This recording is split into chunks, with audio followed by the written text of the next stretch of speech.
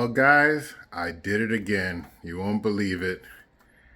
Yep, went and got 2 more quail. So now I'm up to a flock of 7. Now, these 2 actually were part of the same batch as the last 3 that I got, which were Rasputia, Norbit, and Carla Purdy. So these were the same batch up, and as you can see from that crowing, at least one is a rooster. I think the other one may be a hen, but I'm not sure. I'm gonna have to pull them out and take a closer look at the other one. But the male for sure is gonna be named Sherman, after Sherman Klump. And the female will probably be Halle Birdie, a play on the name Halle Berry, of course. But that is not all, guys. Hey, keep it down. I'm trying to film a video here, Sherman. That is not all, guys. On top of that, the seller that I got these birds from tossed in all these eggs for me to try and hatch. That's right. So I am quickly going to be drowning in quail. Now, I'm not sure how long they had these eggs, so they may not all be viable. I've been told that quail eggs are usually only viable for incubation within the first 7 to 10 days. And I'm not sure how long he's had these. He told me he hasn't had them that long, but I can't really tell. But we are going to give it a go. Now, I have brought an incubator off of Amazon, something relatively low price, because like I said, I am a disabled veteran on a very small budget. So we are going to give it a go, and we are going to review it as well. Wow, that guy is loud. You're the loudest one I have so far, Sherman. Quiet down. So we're going to give it a go, and I'll give you guys a review on that. So we're going to set up the incubator today and get it ready to get it warmed up and get the settings adjusted. And tomorrow we're going to set up the incubator. I believe it holds up to 48 quail eggs, and I might have more than that here. So whatever doesn't fit, I am going to cook and eat and enjoy for myself. So, quiet down, Sherman. Excuse him. He's a loud boy. So, yeah, we're going to see what we can fit in the incubator, and then we are going to cook the rest. So, before we go, we'll be right back. But before we go, I know in the last video, you didn't get to see all 3 of the other quail. So, I'm going to show you them real quick. So here we have Norbit, Rasputia, and Carla Purdy. Norbit is the one on the left now, and Rasputia and Carla Purdy are the 2 bigger hens. So they're enjoying a quick snack. I actually decided to give them a couple of mealworms to try, which they seem to enjoy. So in the upcoming video I on the channel, I am going to be starting a mealworm farm as well for them. So stay tuned for that, and I'll show you that process as we get it started. And that way I can start breeding them a couple special snacks from time to time. Hopefully get them more used to me and more tame towards me. They are becoming a lot more calmer around me. They're not as flighty as they were the first couple of days that I've had them. And so I think it's going to work out. So we now have a total of 7 quail in our flock. At least 2 males. I believe the rest are females, but I'm going to confirm that last one once I get a moment. I'm just going to get them settled into their new home, and we will be right back to start that incubation process. See you soon. Well, guys, we're back. And would you believe it? We have a total of 83 quail eggs to try and hatch. Now, of course, we're not going to be hatching all of these as the incubator only holds so much, but I'm going to attempt to hatch some of these. And like I said, I really don't know how long the seller had these, so I'm not expecting any, I'm not expecting all, if any, to hatch, but we're going to make an attempt. Now, in addition to the 83, we also had 6 more that were visibly damaged, like had cracks and things in them, like that. Right there, you can see a little dent there. So these are going to be discarded, but we are going to give this a go. Now, there are a couple of eggs here that have like a slightly bluish tint. So I am not sure if I actually may have some celadons in here. Celadons are quail that lay those blue eggs. So it may be a couple of celadons in here. So we are going to give it a go. We're going to let these eggs rest overnight while we set up the incubator. I've been tilting them every couple of hours to keep them hopefully viable. And tomorrow we are going to start the process of incubating. So hope you guys will stick with us and follow us on this journey, and wish us luck, and we shall see you tomorrow, which will be just a few seconds for you.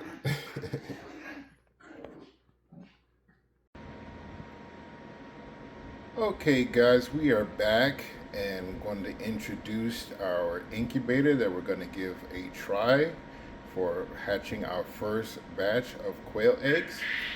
Now this is a Ploomi 24 egg incubator that I purchased on Amazon. Not sponsored, but link in the description if you would like to check it out and get one for yourself. Purchased this on Amazon, and we're going to give it a go. Now it says it can hold up to 24 chicken eggs, but 48 quail eggs. So we're going to give it a try. We're going to get it set up and get it set. Some of the features that the incubator has, it has on the top here an egg candler, so we can candle the eggs to make sure that they are viable to be hatched. I'm not sure if I do that before I put them in the incubator or just when I do the 14 or 15 day lockdown, before I do the lockdown. Because quail eggs need about, I believe the first 15 days, they need to be constantly turned. And this incubator actually has a built-in egg turner. Once we get it all set up, I can show you how that works. But the first 14 to 15 days, the eggs are turned occasionally. And then on the 15th through 18th or 21 day, because sometimes quail eggs take a little longer to hatch, they go into lockdown, which means that I remove the turners from the egg tray and leave them laying on their side for the hatching process. I also am told to bump up the humidity for lockdown. In the first 14 days, it's about I believe it's 40 to 55% humidity and a temperature of 99.5 to 100.5. And then on lockdown, you keep the temperature the same, but you bump up the humidity to, I believe, 60 or 70%. I'll have to double check that. And that is so that the eggs, it helps the chicks pip the eggs and hatch easier. So we're going to give all of that a try. So I am going to get this set up and warmed up, and we are going to prepare it for tomorrow's incubation. See you soon.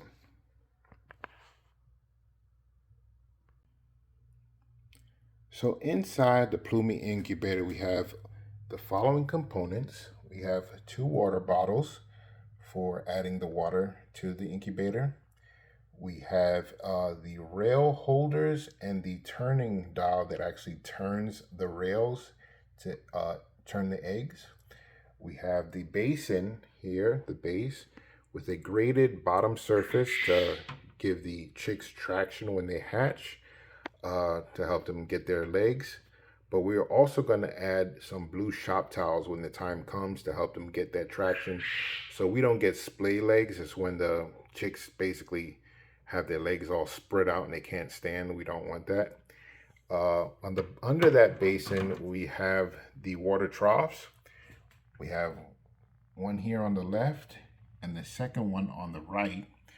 During the first 14 to 15 days, we're going to use this one channel for the humidity.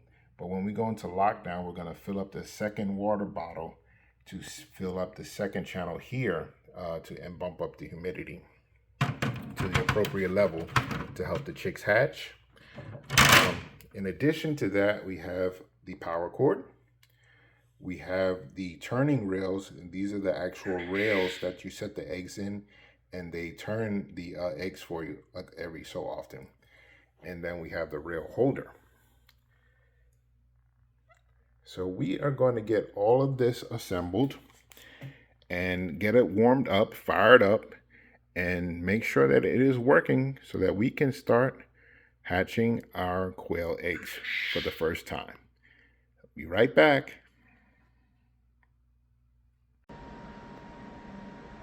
Okay, so we've got our incubator set up. I'll give you a quick tour.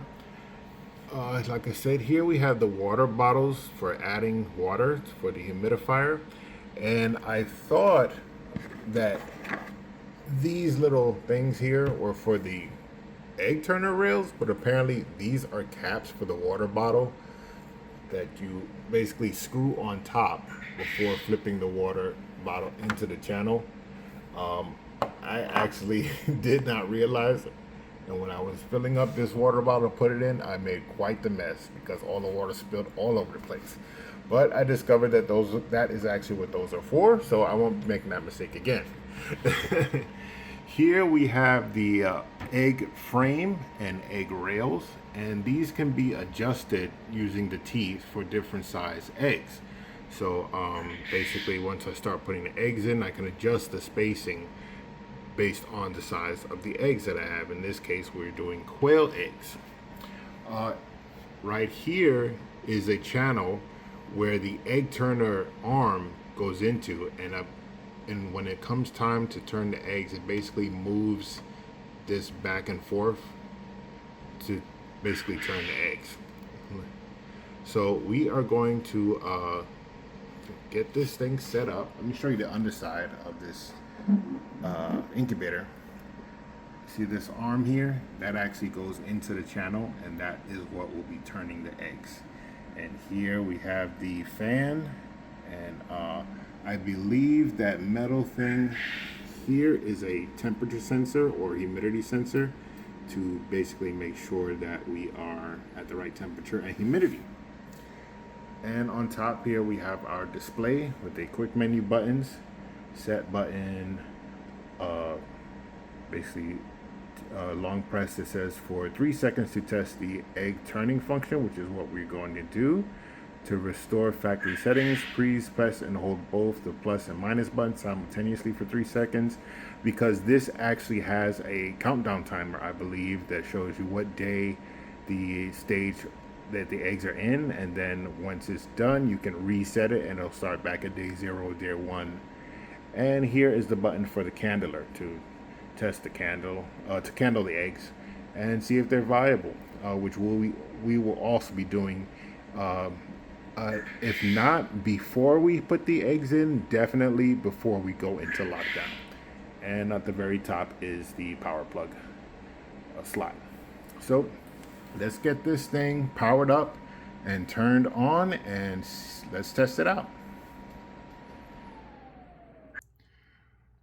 So we're gonna plug it in here, and it should turn on. Yep, automatically. There we go.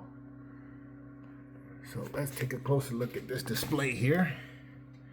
It might be a little hard to see, but we have temperature at the top.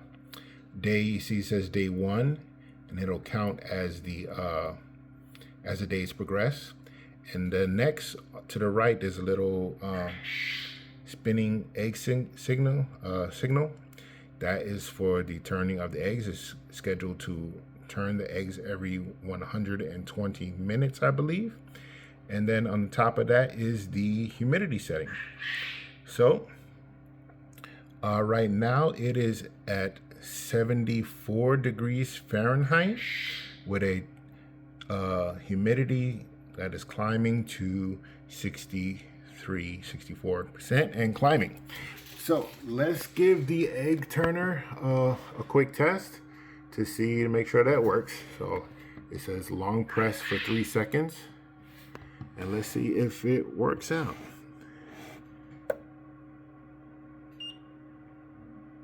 Oh, see the wheel sliding? So once we have the egg set in there, it'll occasionally turn the eggs. Just like that. Very nice, very nice. Now, according to the included instructions, it has different incubation days and times for different types of eggs. So we're doing quail eggs, which is the last one on the bottom. It says incubation days 18, but I've heard that it can go even up to 21. Setter period, they are recommending 101 degrees Fahrenheit at 50 to 70% humidity, and that's for the basically the first 14 or 15 days before the eggs go into lockdown. Now, from what I've read and saw online and in other YouTube channels, is that for quail, it is recommended to keep them at 99.5 degrees, basically for the entire incubation period.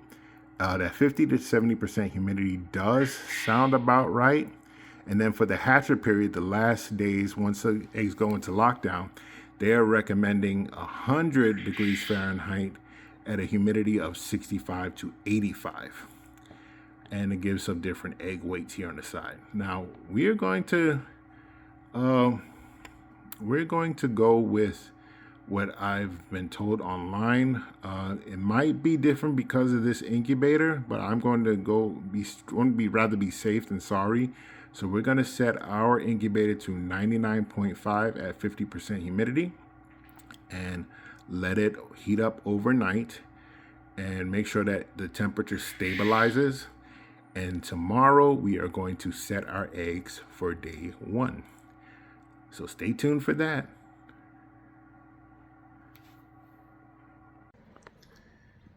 So as it turns out, the last 2 quail that I purchased today ended up both being males. I thought I had at least 1 more female in there, but come to find out I had 2 more roosters. So I introduced them to this lower cage where the other females were, as well as one of my other males, Norbit. And it seemed that Norbit started to get a little aggressive with the other birds. So he had to go on timeout in isolation. He's in solitary right now. The reason I separated him was because I don't need an aggressive rooster in my flock. And it may just be that there were too many males in the pen and not enough females, and he felt, some kind of way. But as the smallest bird in there, for him to be that aggressive, that is not a good thing. So he's in isolation for now until we either get another cage to put him in with maybe 1 other female, 2 at the most, and see if that behavior continues. If it does, then he may be the first one to get cold. Sorry to say, but he may just have to be come lunch. Let me see if I can get him out so y'all can get a closer look at him. It's a little dark here in that cage there. Come here, Norbit. Norbit. Okay, yeah, I got him. So this is Norbit, my apparently aggressive meanie. And he's he's the smallest male I have, but he seems to be the aggressor, so I had to separate him. So he's on timeout for now. Aren't you, Norbit? You're a bad boy. You're a cutie, but you're a bad boy. So like I said, we're going to keep him separated until I can get another accommodation set up for maybe one other female with him, maybe two at the most. Let's put him back. He's getting kind of flighty. And see if that situation resolves itself. If not, like I said, he may be the first one to get cold because I am not trying to breed. I don't need aggressive quails in my flock. That is not a trait that I want to be passed down genetically. The others are doing quite well. Brad and Angelina, the two lovebirds in their honeymoon suite. That's the first two ones I've got. They love to just look out the windows all day and just sit there and be lovey-dovey. So they're quite calm. They're in the bachelor pad together in the honeymoon suite. And here I've introduced some mealworms, which like if you follow the channel, you'll know that we are also going to attempt to breed mealworms because they seem to like them as snacks. Now, Brad and Angelina have not yet discovered them because they're too busy staring out the window all day. But as soon as they do, I'm sure they'll snap them up. The others go for them right away. And actually, while I was talking to you guys, one of them decided to escape. So let me catch her real quick.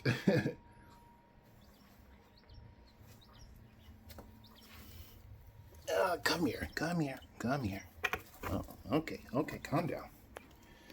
So this is one of the two new males that I acquired today. And I've decided to name one of them Sherman and the other one Cornelius. He's another beautiful bird. I could have sworn that I had one more female, but like I said, apparently I found out they were both males because they both started crowing very loudly. That's how I figured out. So I banded them. The blue is for the males, and the black is I color code their legs in order to determine, figure out which is which, because they tend to look alike. And oh, no. So they get a little flighty. He just knocked off his other band, but I had an orange band. Oh, he just knocked off both his bands. So I got to put his bands back on. But the orange band is to basically determine what cage they go into. So orange is for the lower cage. Green will be for the honeymoon suite. And this is just a temporary holding pen so it doesn't get a color. But let me get him situated again and put him back. And we will catch up to you guys tomorrow when we start the incubation process of our eggs.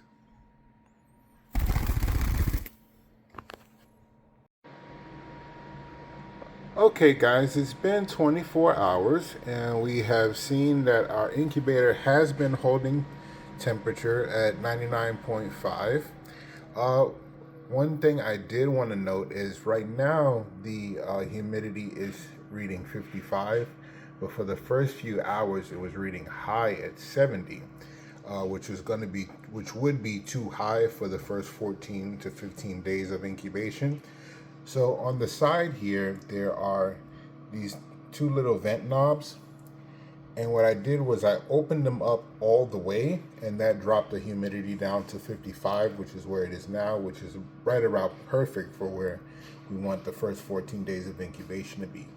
And then once we go into lockdown, the last 3 days of incubation, we can close these vents back all the way, like so. And then the humidity will build back up to that 70% mark, which is where we would like it to be for the last 3 days of incubation.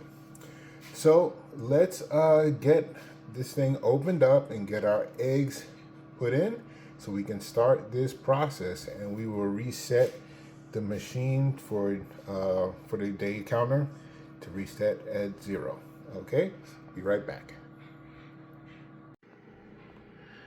As a quick side note, I wanted to show you guys that the eggs that were that I found in my cages once I got my quail, I've marked. So this one came from cage number 1. I have 2 that came from cage number 2, which is marked with a 2. And then the ones that I got from the feed store when I got the last 2 quail, I marked with an S. That way I can kind of tell basically if once they hatch, if they hatch, which ones came from where, and then I'll be able to hopefully determine whether or not I can get eggs from them again, meaning the feed store, or just work on just making my own from my cages. But let's get these eggs in and let's start this process. Okay guys, we're back. So I was able to get 42 eggs comfortably in the egg trays. There was a bit too much space over here for the last rail, which if I would have put it in, it would have been too skinny of a space for the eggs. So we just put 42 in. I did find 2 more cracked ones when I was loading these, but that's okay because, as I said, anything that I couldn't fit in this first incubator is going to get discarded anyway because, like I said, from the feed store, I do not know how long he's had those eggs. So they're going to get discarded anyway.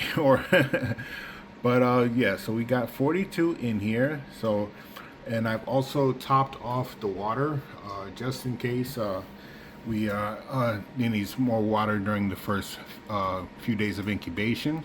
And so we're gonna get this thing started, sealed up and closed up, and we'll be back in 15 days to candle the eggs, see if we have any that are fertile, and then we will put them into lockdown and wait for them to hatch. So stay tuned guys, this is very exciting. This will be my first time trying to incubate quail eggs. I'm not too sure how much of a success is going to be, but we're going to give it a go. So stay tuned, we'll see you back soon. Hey everybody, wanted to give a quick update. It is day 2, as you can see, for our incubator hatching time. And just wanted to give a quick update. One of the things that I learned from fellow YouTubers who raise quail is that incubators lie. And one of the things that I noticed is that this incubator is lying to me. It is saying it is at 102 degrees and 52% humidity. But luckily, I went and got myself a Govee additional thermometer / hydrometer. And from what I've been told, these things are very reliable, and it is telling me that this incubator is actually running at 99.5, 0.6, and 49% humidity. So I'm going to trust that over this incubator, what it's telling me. The other thing I noticed too is that when I first set the incubator, it has 2 of these vent openings here on the sides. And I had them both closed when I initially started, and the humidity was reading like 70%, which is too high for the first 14 days. So I opened one of them a little bit, and that dropped the humidity down to where it says 52%. But like I said, the Govee is now reading 50%, which is exactly where I want it to be, at 99.5 and 50% humidity. So we're on day 2 and still going, and we will be back on day 15 to candle and hopefully see some fertile eggs. So stay tuned for that.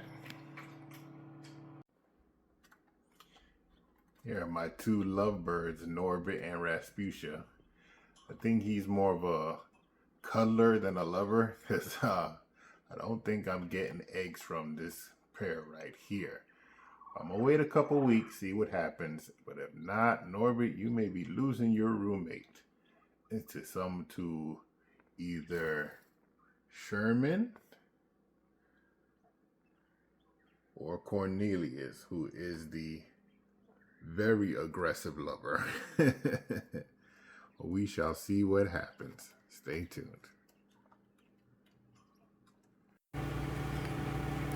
Okay guys, we're back, and it has been 15 days since we started this incubation experiment, and it is time to check the viability of our eggs and put them into lockdown if they are indeed viable. Now, as we said before, the majority of these eggs came from the feed store where I purchased my quail, and I'm not sure how long he actually had them before I received them. So they may or may not have been viable to be incubated, but we gave it a try anyway, since this is our first time trying to incubate some of these eggs. So what we're going to do now is we're going to candle them, see if any have developed, or if any that haven't developed need to be discarded. And we are going to put these eggs into lockdown, which means that we remove them from the egg turner, remove the egg turner from the incubator, and lay these eggs flat to prepare for hatching. We're also going to add our second water bottle to the water basin on the right side and bump up the humidity to 60 to 70% to help any of the eggs that will hatch go ahead and do so.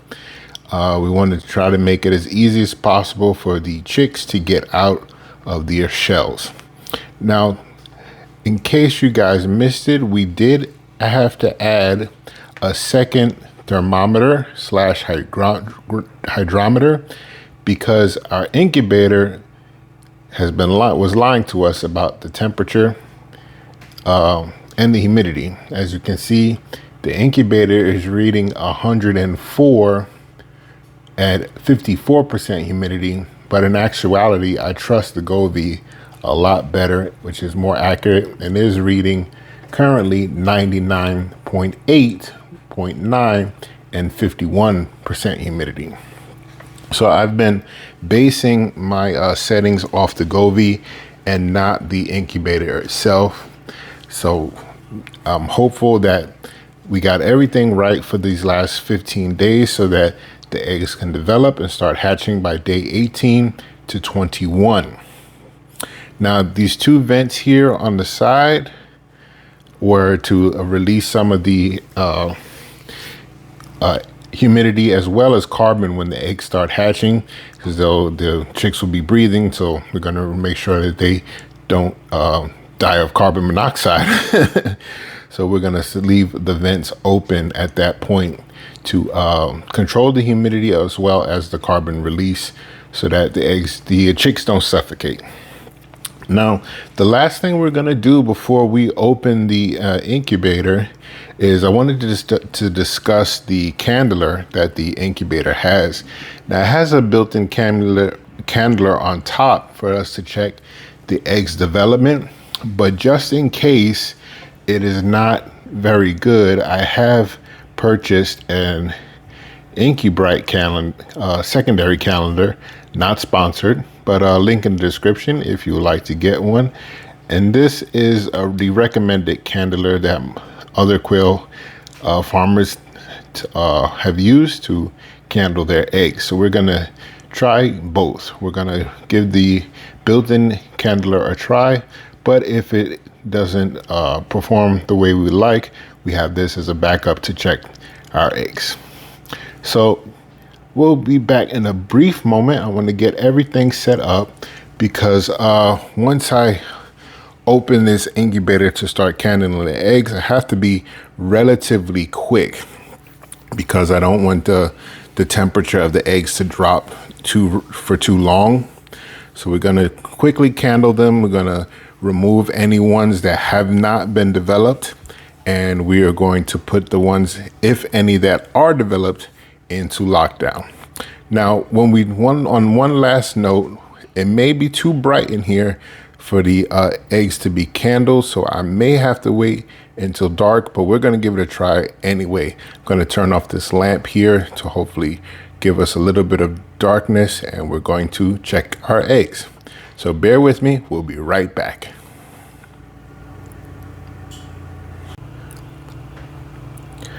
Okay guys, before we candle our eggs, as a quick reminder, the eggs that I got from the feed store have marked with an S to identify them, and the ones that are numbered came from my cages from the birds that I purchased from the feed store.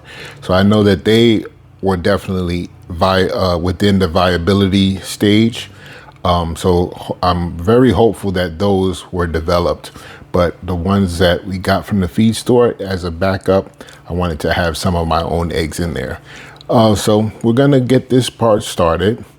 And before we do that, I'm going to remove this water bottle here so that it doesn't make too much of a mess when we open this up. So let's take a water bottle out. See. All right. Now, since the incubator's candler is here on the top, what we're going to have to do in order to test it with our eggs is we're going to have to set it aside in front of the base, and that way we can access the eggs inside and try this candler. So we're going to do that. Like I said, I have to try and be as quick as possible with this because I don't want the temperature of the eggs to drop too much.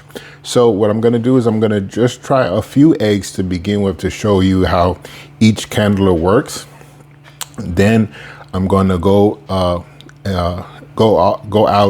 and come back once I finish checking all of the eggs, and I'll let you know the results. I'm going to separate the duds in this container, and I'm going to put the viable ones, if any, in a bowl here so I don't mix them up. That way we can, when we put them back, we know which is which. So let's get this process started real quick. All right, I'm gonna remove our cover.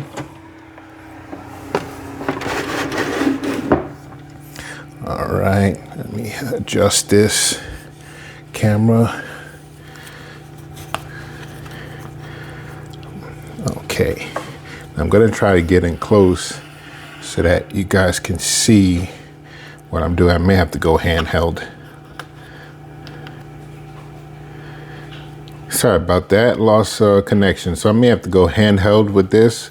We're going to adjust this, get our eggs. Let's take this one here. See, it's marked with an S. That means I got it from the feed store. I'm going to candle. And now let me turn off this light and see if it's better. Okay. Now, see the fact that this candler is a bottom down, it's hard to see the inside of the egg, which is why we tend not to use these candlers, because you can't really tell if the egg is developed. So that's why I got the backup candler, and we're going to test the that one to see if it shows up better. Okay. So what you do is you take the egg, you take the candler and put it on the fat end, and okay, so you see that that line in there?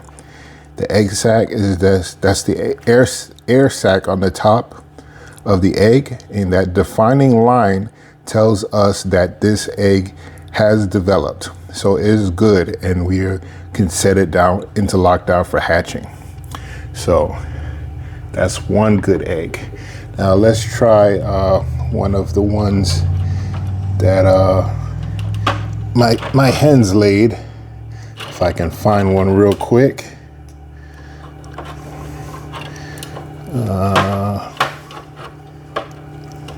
See, most of these came from the feed store. So I'm gonna try and find one that has a number on it, because those are the ones that my hens laid. Oh, here we go. This is number 2. Okay, so this is one that came from my number 2 cage. So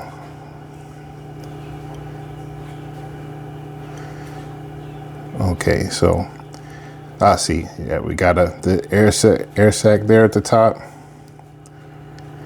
and the rest of the egg is dark. That's a developed egg, so that's good. I'm trying to find a dud to show you guys. Okay, see, yeah. Now this one, how it's lit up completely, you can almost see through it, like it shines up like a light bulb. That means that this is either not fertile or did not develop. So this is a dud. Okay. So basically that's all we do on day 15 is check the viability of the eggs, and the ones that are developed like that, we're going to set into lockdown to prepare to start hatching between days 18 to 21. Oh, see, this is a bad egg. See, look, all those fractures, hairline fractures in there. So there was no way that one was going to develop. And that's why this candler is so good, because had I checked this egg had I had this candler before I set this egg in the incubator, I would have seen this and known that it wasn't going to develop, which is why this Incu-Bright Candler is so good. Okay, so we got a developed egg there. So guys, yeah, we're gonna check the rest of these eggs and we're gonna set them up for lockdown, and we'll be back in just a moment. Okay guys, we're back, and out of the, I believe 42 or 43 eggs that we had set in the incubator, we had 17 that either were not fertilized or did not develop for whatever reason. And the rest, which we have here, are definitely developed, with the exception of one that might just be questionable, but it did have a slight air sac line, so it could be one of those late bloomers. We're gonna give it a try anyway. Now for this first incubation, we are not going to base our hatch rate on the total amount of eggs that we started to incubate. We're going to base it off of the ones that we knew developed, at least for this first hatch. Maybe going forward, we'll do it based on the number of set eggs. I want to give these guys the best chance and give myself, as this first time incubating eggs, the best odds. So we're going to base our hatch rate on the developed eggs that we're setting into lockdown. Okay, so I'm going to get these eggs in here. And the reason you see this blue paper down, this is blue shop towels. That is so that when the eggs start hatching, the chicks have extra traction so that they don't get spray legs, which is very common if the chicks are born on a slippery surface. They can't really get their muscles together. So we're trying to prevent that as much as possible. Oh man, okay, hopefully that's okay. Trying to prevent that as much as possible by giving them extra padding to get their bearings and hopefully prevent spray leg. So we're gonna get these eggs into lockdown. We're going to increase our humidity to 60 to 70%, and hopefully within the next few days, these little birdies will start hatching. So guys, I hope you are enjoying this series as much as I am enjoying making it. If you are, please remember to subscribe to the channel, hit that like button, comment below on what you would like to see in the future, and please share this video with others. It helps the channel to grow and it doesn't cost you anything. So we got our incubator back on track. Now I've removed the egg tray so that there's no more turning going on, and we got to get the humidity back up. So What we're gonna do is we are going to put the water bottle back in.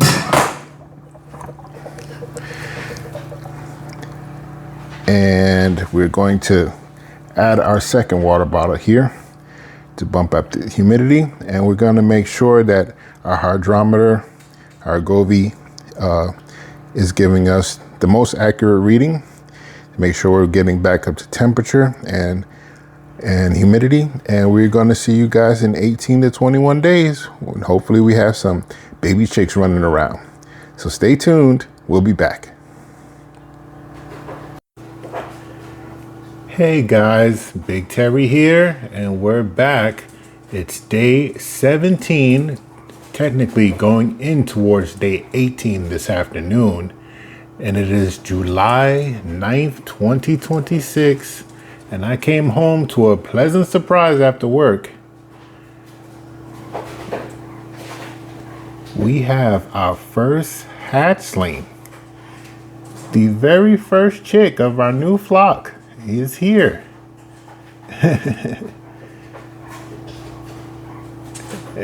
And I cannot believe how tiny he is. I'm sure this camera is making him look huge, but he is actually very tiny. Oh, but he's the first of hopefully many that'll start hatching over the next couple of days. Aren't you a cutie? Hello there. Hi, baby. How are you? Now, he can't have hatched that long ago because he's still pretty wet and he hasn't gotten his legs yet, but he's getting there. Now he'll be okay in the incubator for 24 to 48 hours while he dries out and also given the rest time to hatch. Now I've opened up the one of the air vents a little bit so that we can release some of the carbon that he'll be breathing out. As the other ones hatch, the carbon will start to build up. So we're going to have to, we'll probably end up having to open both valves all the way during the course of the next couple of days so that we can let some of the carbon that they'll be breathing out. But yeah, welcome to the world. It's my first hatchling. This is the first time I've having birds of any kind at all. And so this is an experience for me. And I am thoroughly enjoying the process. Just becoming a homesteader, just learning how to grow stuff, and first time planting, first time owning birds, first time, doing a lot of things, using tools. So there's a lot I'm learning, but hopefully it'll be the first of many of our future chicks.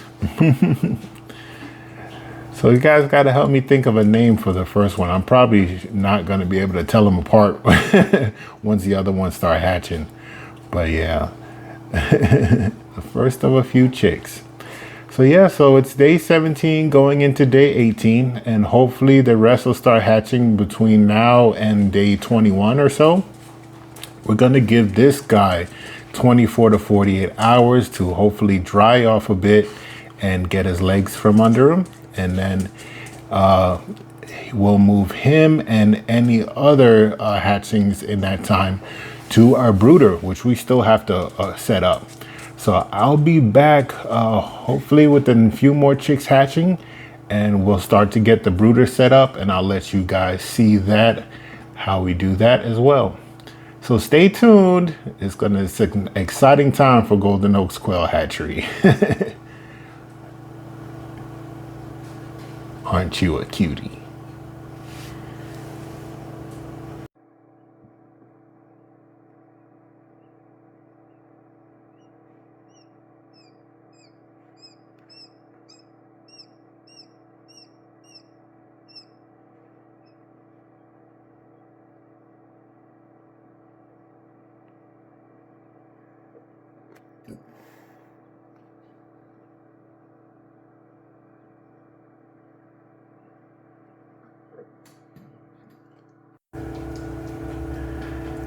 So it's a couple of hours later on day 17 going into 18, and our little chickie has company.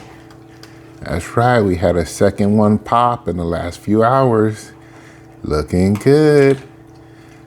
So number one is looking a lot drier than he did a few hours ago, and followed slowly by number two. And we still have quite a few left to pop.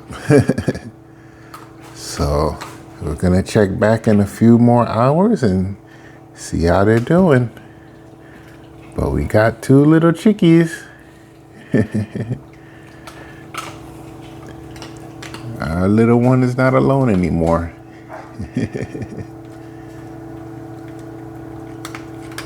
And as you can see, having our Govee has been very beneficial, because there is a huge discrepancy between our actual temperature and her humidity levels and what our incubator says our temperature and humidity level is. So I highly recommend getting a secondary Govee, link in the description, if you plan on incubating eggs. Hey guys, there we go. Help your little brothers and sisters along. We're still waiting on them.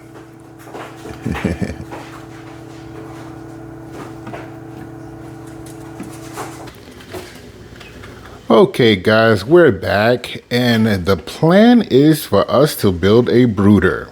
Now, for those of you that are not familiar with what a brooder is, it is basically a box that takes the place of a hen.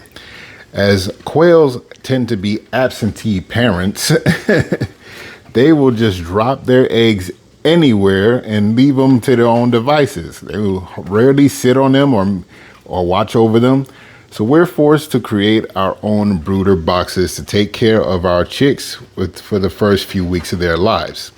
Now, my plan was to use this 27-gallon tote as a brooder. But once again, Amazon let me down, and my heating plate that I ordered did not come in time. I don't know if you guys have noticed that, or is Amazon has been very unreliable lately for some reason. I'm not sure what's going on. But the heating plate that we had ordered for this brooder box measured about 10 by 10. So it was going to be just about a quarter to maybe half the size of this 27-gallon tote, which would have been perfect, because we want basically the chicks to have room to move in and out of the heat. But since it didn't come in time, I was forced to go to Tractor Supply and get myself a heating plate, because I knew those chicks were coming any day now. But now here's the problem I have. As with anything, the best laid plans of mice and men often go astray. Sorry about that, guys, about the interruption. I had a contractor come and knock on the door, having some work done at the house. But as I was saying, the problem that we had now with having to get a heating plate from Tractor Supply is that this thing is huge. And it is entirely too big for this 27-gallon tote. Our chicks are not going to be able to get away from the heat when they need to in order to cool off if it gets too hot. So this is not going to work. So what was our solution? We had to get an even bigger tote, a 50-gallon tote. So this is going to now serve as our brooder box. And this is pretty much like a mansion compared to what our chicks were going to get in the first place. So it's probably a welcome upgrade. But if I take this heating plate out now, you can see the difference. Look how much more room that is. You see, and this is awesome. This is what we need. We need the chicks to be able to get under here when they get cold, to heat up. And if they get too warm, they can move out and get cool again. This will also be where we put the food and water so they can eat and drink. And that way, for the next 3 weeks, this will be their home. And this will serve the purpose of a hen, basically going to be taking care of them. So I feel like a proud papa. So now we got to get this brooder box set up. Now I've got some tools that I'm going to use to get this setting going. What I need to do is cut out a portion of this top lid and reinforce it with either hardware cloth or screen mesh. I'm opting towards screen mesh this time because I want to save the hardware cloth for the grow out cages that I'm planning to build in the future. And the hardware cloth is a lot more expensive than screen mesh. So we're gonna give some screen mesh. So let me get some tools together and we'll get this project started. Be right back. Hey guys, before we get started on the brooder box, I wanted to give a quick update. We had our 4th chick hatch. And one of the things that really surprised, oh, look at it, it's a cutie. We had our 4th chick hatch and I was able to catch it on camera, but unfortunately my mic wasn't on. So I got video with no sound.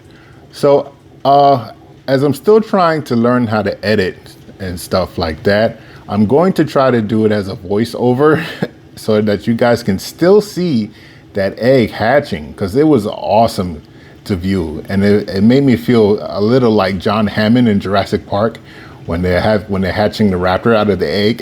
It really took me back to that moment. So I'm gonna do it as a voiceover, hopefully. But yeah, we have 4 chicks that have hatched and they are popping like popcorn. The one in the back there is the last one to have hatched. And man, they are coming along. And this one is just about fully fluffed up here. So he'll be ready to go into the brooder very soon. But I'm gonna wait another day before I start putting them in the brooder, which will also give me some time to actually get the brooder built. So let's get started on that. But yeah, I just wanted to give you guys a quick update. They're popping. You can see that they are coming along slowly but surely. And I'm still hoping for the rest of them to go. And so far, this cheap incubator that I got on Amazon is actually performing very well. So I'm very happy with this purchase. This little Ploomi Incubator, there'll be a link in the description of this video as well if you'd like to get your hands on one. But so far, with the exception of the discrepancies in the temperature and humidity, it is working well. So as long as you have a secondary thermometer to get more accurate readings, this incubator will serve you well. But we're gonna see the final results in the next few days when we hopefully all of our eggs hatch, but we'll see. Be right back. Okay guys, so a couple of tools that we have here to help us with this project. We have a Sharpie. I'm going to actually try it for the first time using a hot glue gun in order to glue the mesh cover to the top here. And to actually cut out the top, we have a brand new tool that I'm trying out called a Dremel, which is a rotary tool.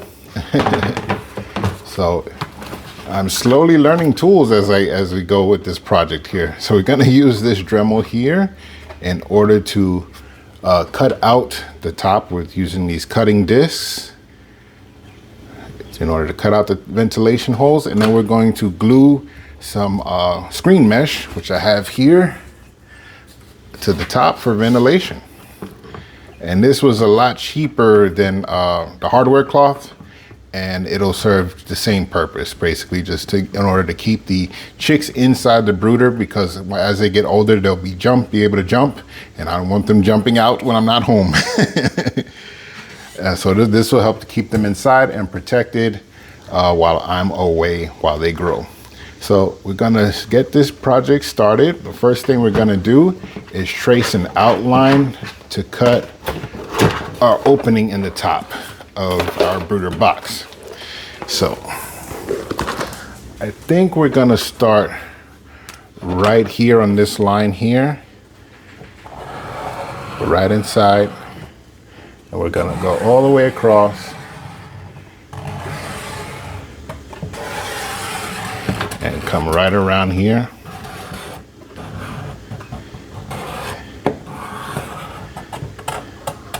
And right in there.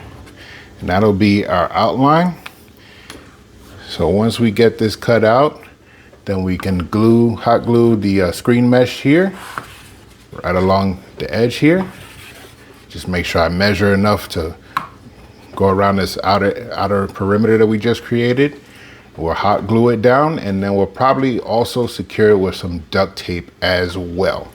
So we're gonna give this a try. Time to give our brand new tool a try, our Dremel, and let's get to cutting. Okay, now, as I said, I'm a novice when it comes to power tools. This is my first time ever using power tools to put anything together. So this might be in a mitigated disaster, but let's hope not. Let's give this a try. All right, so we got our Dremel here. I got one of these cutting discs. I hope this is the right type for plastic, but we'll find out. I do have another one as a backup just in case, but let's give it a try. We'll put this on low and start off slow. Let's start right here.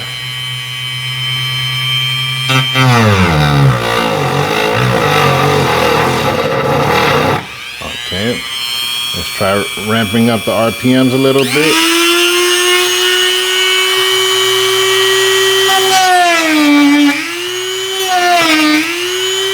Yeah, that's much better.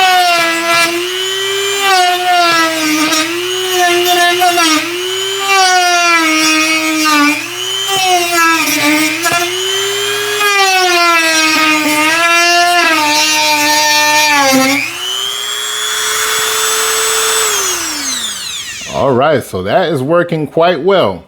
Now, I don't want to bore you guys too much with all the noise of this cutting through, so we'll be right back after we cutting out this section. Okay, so that worked out pretty well, and we have our hole. And that Dremel tool really came in clutch, man. It really cut out that hole pretty easily. Didn't realize how hot this thing was gonna get though, man. It really got hot. It made the plastic hot too. I guess cutting plastic heats it up. But now we do have some sharp edges around here. So what we're gonna do is we're gonna take our other brand new tool, an angle grinder, and we're gonna try and grind out some of these sharp edges. Now, the reason I bought this was because in the process of reinforcing my quail cages with hardware cloth, I ended up cutting my hands pretty good on some of that exposed hardware. I don't know if you guys can see that, but that's one of the downfalls of working with tools for the first time. You don't really know what to expect until you do it. So now I learned my lesson, and I've got myself an angle grinder to file down some of those sharp edges. So that's exactly what we're gonna do with this plastic, and we're gonna get it all nice and smooth before we hot glue our screen to the top. So we'll be right back. Okay guys, so for our first lesson, angle grinder and plastic, not so great. It has started to work a little bit, but maybe I'm just not getting the angle right, and it's creating more sharp edges than we intended.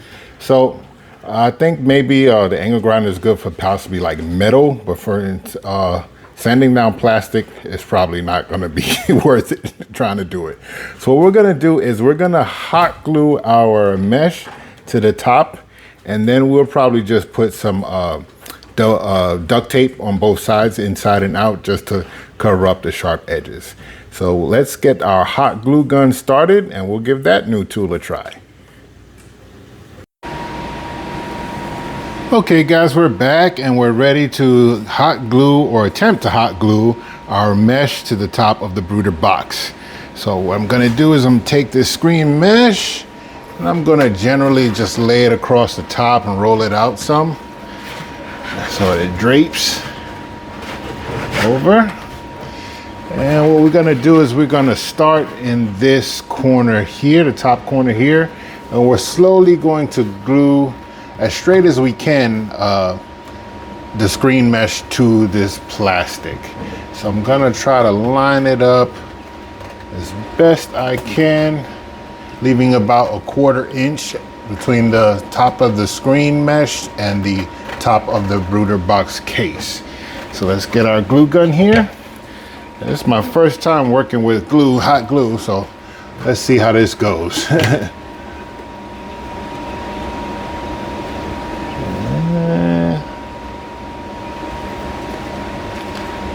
And nothing is coming out just yet.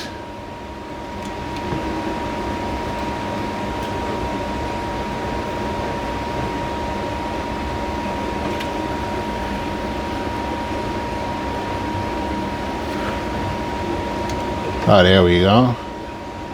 Got our first little drab of glue. So apparently I have to squeeze the trigger repeatedly to dispense the glue.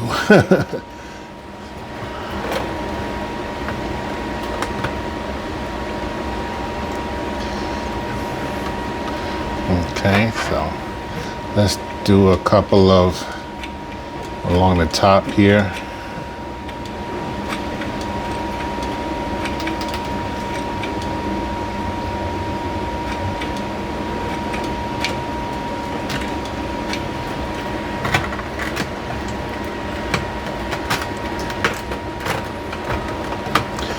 Apparently it's quick drying. So I'm gonna have to be quick with this thing, because yeah, it dries pretty fast. Okay.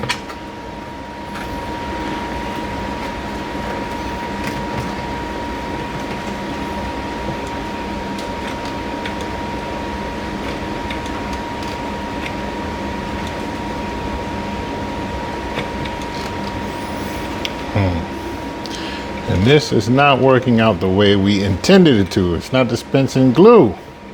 All right, let me figure this thing out. We'll be right back. Okay, so apparently our glue gun needed 2 sticks in order to really get it going. This is the first time we're using it. So it's working pretty good now. We're just adding our glue. And then we have to quickly attach our screen because it adheres very quick.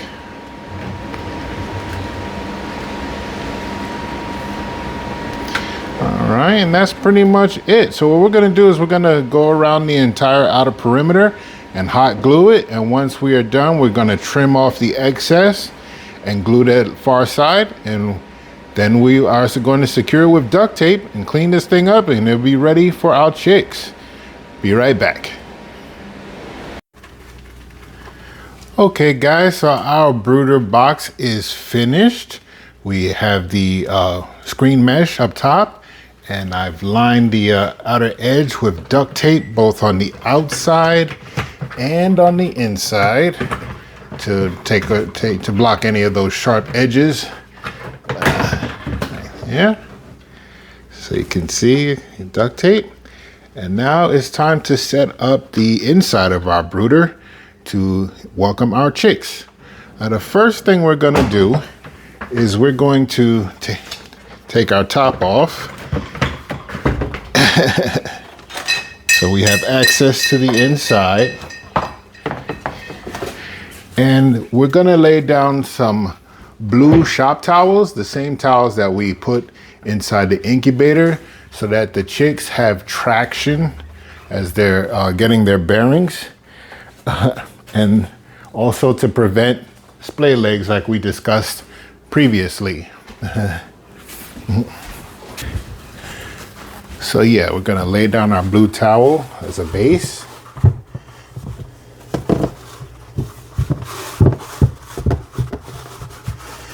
And just get a rough measurement here.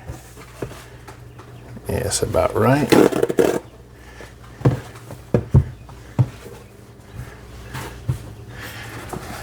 Double it up. And this will make sure that our chicks have plenty of traction if there are a couple that are still trying to get upright on their feet. All right. And also, we don't want to put a whole bunch of bedding in here just yet, as they're new to the world, and we don't want to have their little lungs filled with dust or anything any more than they produce themselves. So now for food and water. Now a standard quail waterer uses a mason jar. A standard quail waterer uses a mason jar. About this size is a standard waterer. But honestly, this is way too large for a chick. They will actually drown in this. If we put water in here, they would drown in this. So what we have is we use the same mason jar waterer, but we have a smaller rimmed for the quail, for the chicks. and they can stick their beak in there, but they can't get in there and drown. So that's what we'll use for the waterer. That.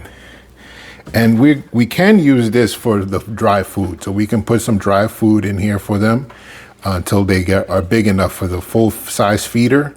And we'll also put some on the ground in front of the feeder so that they can easily access it and hopefully find the food. So we'll get some food in there.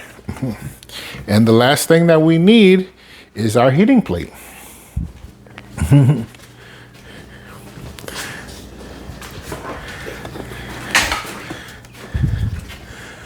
So yeah, so we're getting our heating plate inside, and they have height adjustable legs so that as the chicks grow, you can raise up the heating plate, because initially you want to have this as close to their back as possible. So we have it on the lowest setting, and hopefully our chicks are big enough to get heat from this thing, because I didn't realize they were going to be so tiny. But yeah, we get our heating plate inside. And we'll get this all plugged up and ready to go once we start putting our chicks in. And the last thing we need to do is just give them some food. So let me grab some food and some water, and we will be back in just a moment. Hey guys, so in the process of us getting our brooder together, we had a couple more chicks hatch. And we have one that's just coming out of the shell right there now in the back. So if my math is correct, we currently have 6 chicks that have hatched. We got 1, 2, with the one coming out of the shell, 3, 4, 5, 6, 7 chicks. So yeah, we're doing well. They are coming. Look at these guys. Little fluff balls. I feel like a proud parent, man. I feel like John Hammond in Jurassic Park. And life would find a way. I've been present for the birth of every little dinosaur on this island.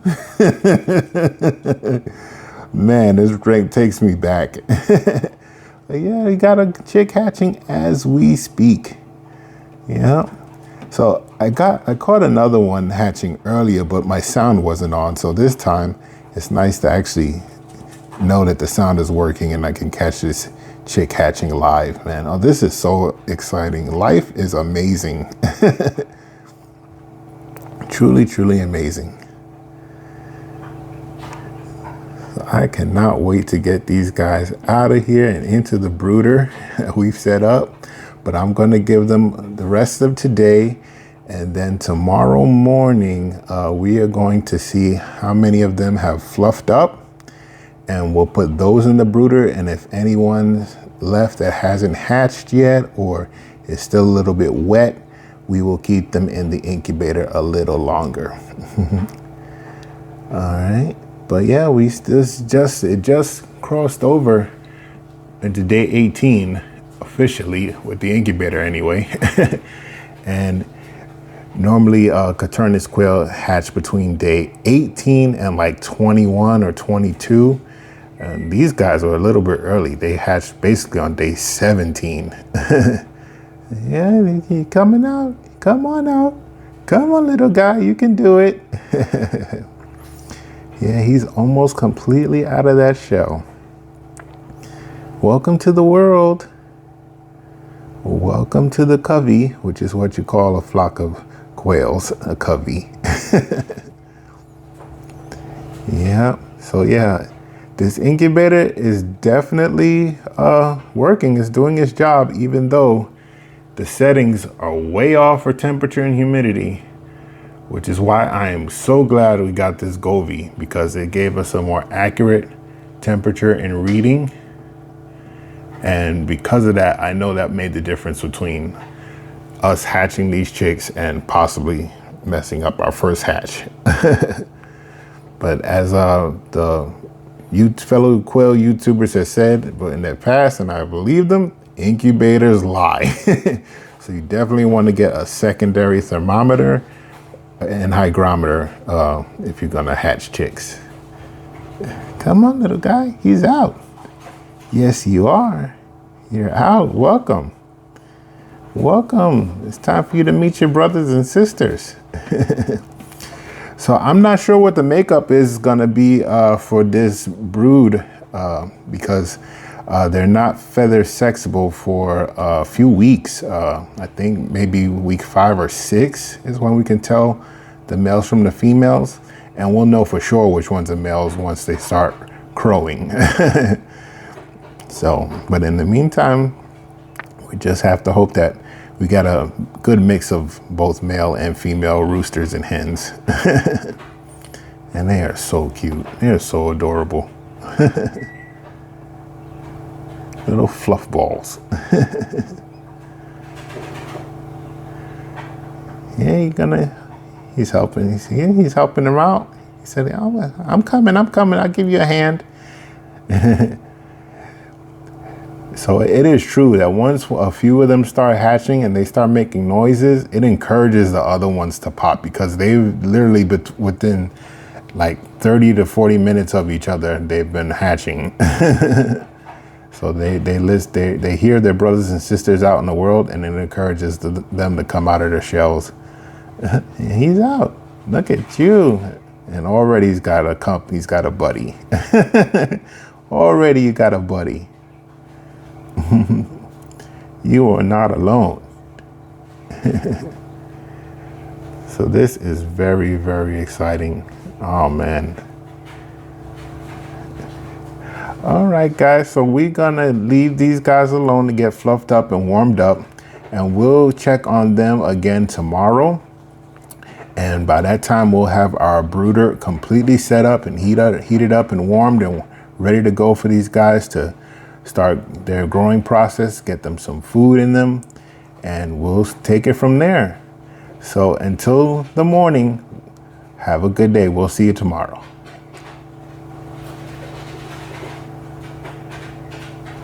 Get some rest, little guy. I know it took a lot of energy to get out of that egg.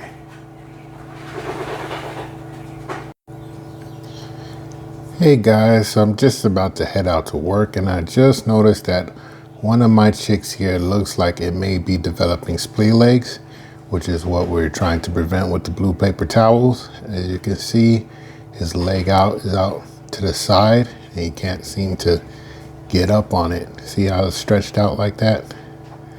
So one of the things we're going to try and help him, and one of the things that we're going to do is I've checked online, and one of the things that we can do to help treat the splay legs is to put him in a shot glass because he's so small, and that'll help him hopefully build up the strength to get his legs under him so he can correct the splay leg condition, because otherwise he's going to have to be cold. We don't want that. It's our first hatchlings. So I'm going to try and be quick and get him in a shot glass before I go to work, but I don't want to interrupt the hatching cycle, so I got to be really quick. So bear with me. I'm going to set this camera down for a moment, and I'm going to try to shuffle him in a shot glass real quick. Be right back. Okay, so I got him in the shot glass, but it doesn't look like he's going to stay in there. I'm trying to help you, guy. Stay in that shot glass. And yeah, I wasn't quick enough. My humidity dropped real quick. But yeah, so hopefully if he stays in that shot glass, he'll get his legs out from under him. But it doesn't look like he's going to stay. So we'll see. Hopefully when I come back from work, he'll be all right. But if not, then we tried. Stay in there, guy. Get your legs out from under. Get your legs under you. Stay in there. I'm trying to help you. All right, guys. We'll check on him a little later. Okay, guys. So it's the end of day 18. And I think that these first hatchlings are dry enough to come out of the incubator and go into the brooder box. Plus the humidity is dropping below acceptable levels. So I think I gotta get them out and get the humidity bump back up to the 60s. So let's get these guys out of here. Now what I'm gonna have to do is try and scoop them up real quick in a little box and get them moved over to the brooder. So let's do that real quick. And the one that we put in the shot glass didn't seem to stay in there. So hopefully he's okay, but we'll check on him in just a moment. So these little guys were quite speedy. They're fast on their feet. Had a tough time catching some of them. But yeah, we got them all, the ones that have hatched. So we got 3, 4, 5, 6, 7, looks like 8, 2, 4, 6, 8, 9 maybe? They're all balled up. So let me get them in the box and then we can count them. So we got 1, 2, 3, 4, 5, oops, 6, 7, 8. Yeah, looks like we got 9 little chicks. And here's the one with the little splay leg. So hopefully he gets his bearings and gets off that leg. Otherwise, we're gonna have to do something about him. But I want to get them to dip their beak a little bit so that they know where the water is. And I put down some layer crumble on the ground so they can get some food in them. And they already started eating. They found the food already. Just find the water.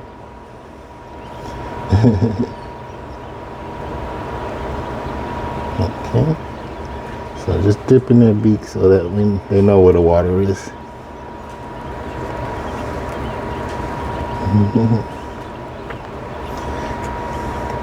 And I ground up the crumble very fine for them, so because they're smaller. I don't want them to choke.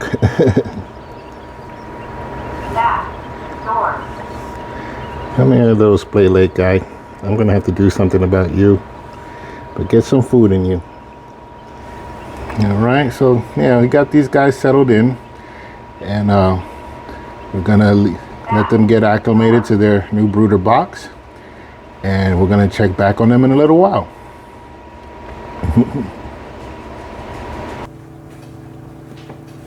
Hey guys, it's day 18 going into 19, and we just woke up to 5 more chicks. That puts our total hatching rate so far at 14. And we still have 9 or 10 more that could possibly hatch in the next day or two. So we're gonna give these guys a couple of hours to dry off, and then we are going to move them into the brooder with their brothers and sisters. And hopefully we don't have any more spraddle legs. I still gotta try and come up with something to fix that one that has a spraddle leg problem. I'm still trying to help him. So gotta try and come up with another solution, give him another chance. Trying to save him. He did not want to stay in that shot glass, so gotta come up with an alternative. So we'll be back in a few hours, see how these guys have fluffed up, and see if any more hatch today. Stay tuned.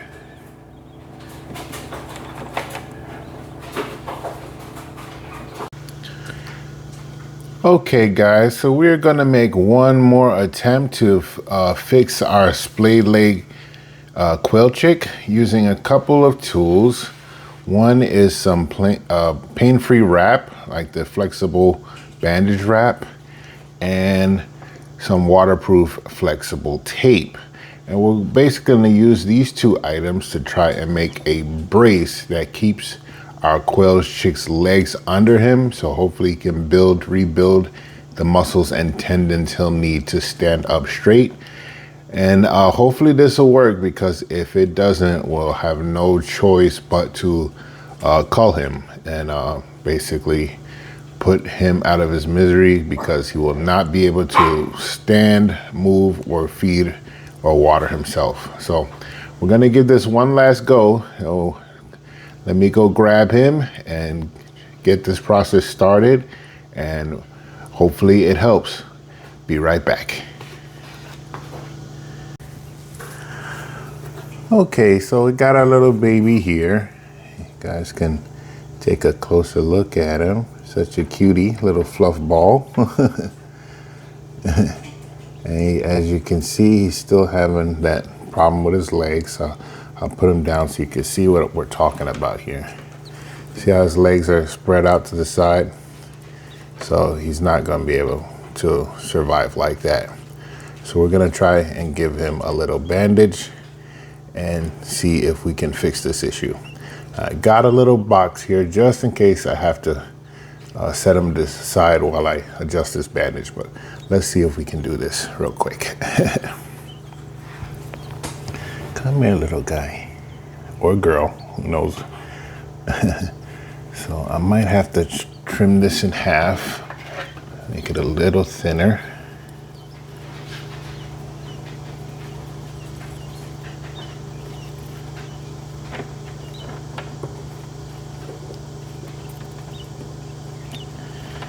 Okay, all right, come on, baby, come on, okay.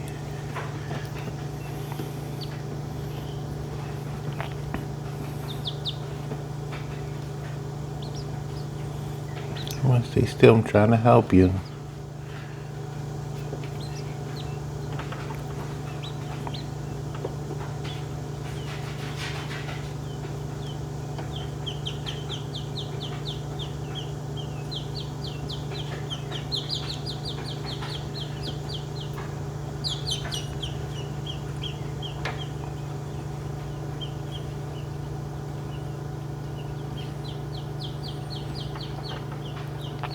Okay.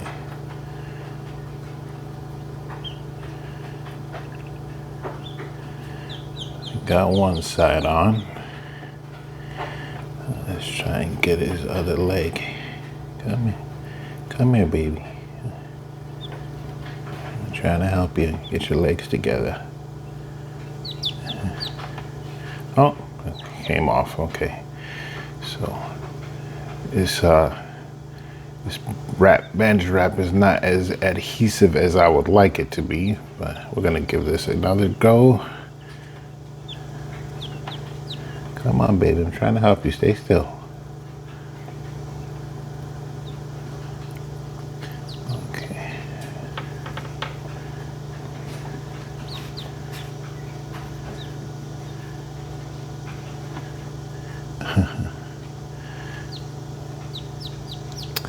He's not cooperating. Okay, give me 1 second. Let's try and cut a bigger piece here. Actually, let's try to get this a little bit further along. Bear with me, guys.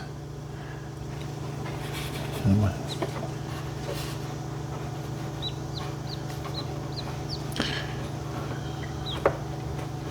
So let's see if we can tape that side real quick.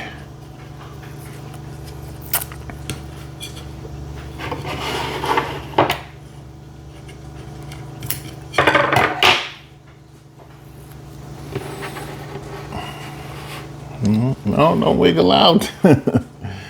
I'm trying to help you. You are not making this easy.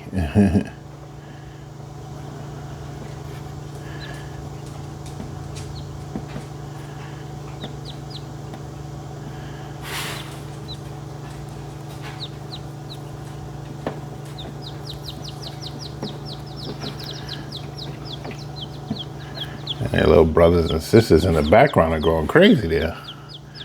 All right, so we got that secured on one side. Now let's try and get this other side done real quick. Come on, baby. Stay still. Stay still. Come on. Don't stay still. I'm trying to help you. I'm trying to get them as close as possible so that his legs fall underneath him.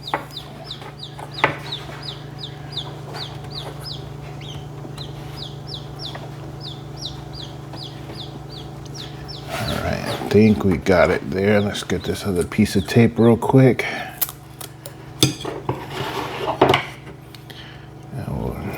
Hopefully won't have to adjust this again, because as you can see, it's not that easy to do.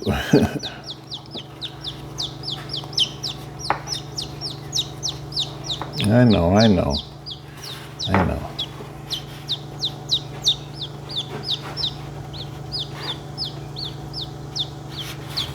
Okay, let's take a look at that.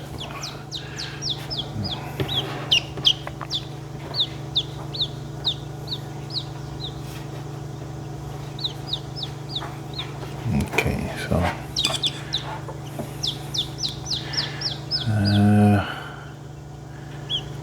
you might have to do it. Take this a little tighter.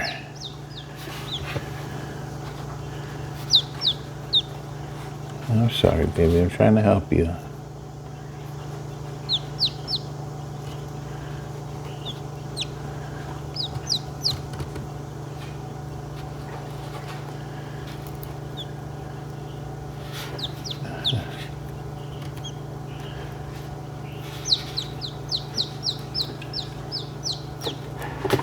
Okay, I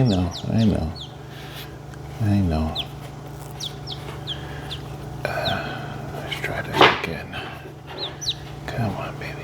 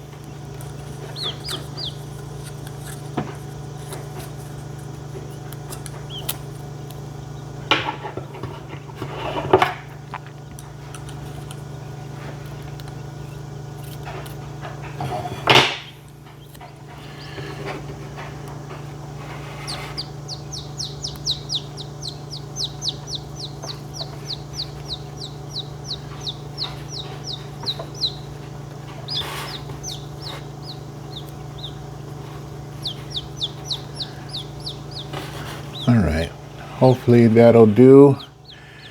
We're gonna let him try to get acclimated and adjusted to that, and hopefully get his legs underneath him. And we're gonna try and help him as much as we can.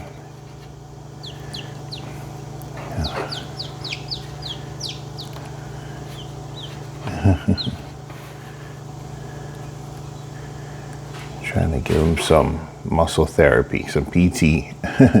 And we might, in addition to this, also try that shot glass method again. But hopefully this will help. So yeah, guys, we're gonna check on him in a few hours, him or her, and see if they're doing any better.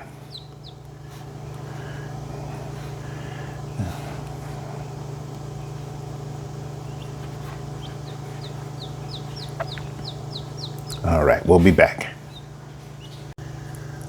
Okay guys, so I'm using a combination of both the bandage method and the shot glass method.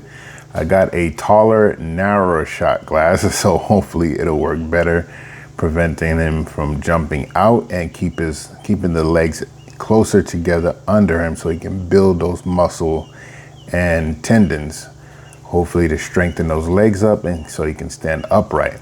I'm gonna check on him in about an hour, see how he's doing, maybe even remove the bandages at that point, and hopefully he'll be able to stand on his own.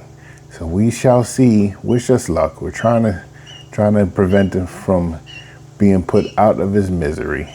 Trying to give him the best chance possible. I know.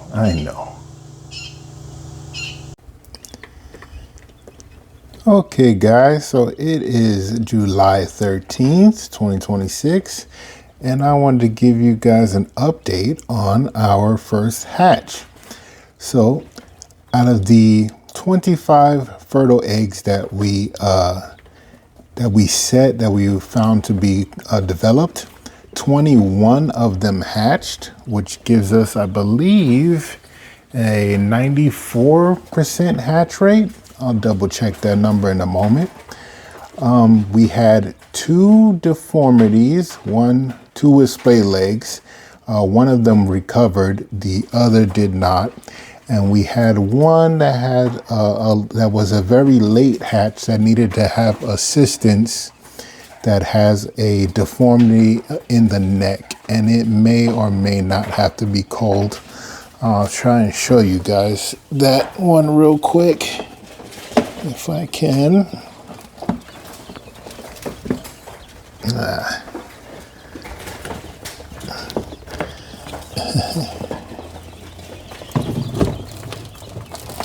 They're all hiding under the heat pad. Let's see if we can find them. They are fast little guys. They're stretching out their wings trying to take flight. They don't have feathers just yet. Where is our guy with the crooked neck? Let's see if we can find him real quick. Oh, I think he was hidden there underneath the mat. Yep. Okay, so here he is. This poor guy was a late hatch, and he's got a crooked neck. So I'm trying to give him a chance. I don't think that he is going to make it. He may have to be humanely culled as well.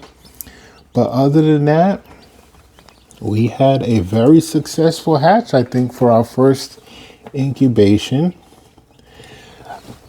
first cycle.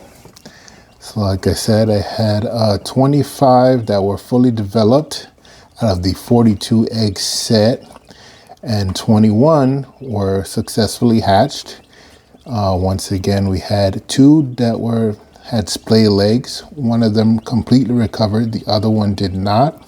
And we have this last one here that has the crooked neck, but so far he's been eating and drinking, so I may give him a chance. But if I see that he's not going to make it, I'll have to humanely cull him.